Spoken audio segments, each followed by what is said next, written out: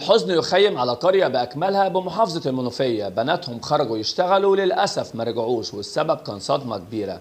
يا هل ترى إيه الحكاية وإيه اللي حصل بالظبط؟ لو ما تعرفش تعالى عشان أحكي لك وأقول لك إيه اللي حصل بالتفصيل. بس يا ريت تعمل لايك للفيديو عشان اللايك بتاعك بيساعد إن الفيديو يوصل لغيرك عشان هو كمان يسمعه.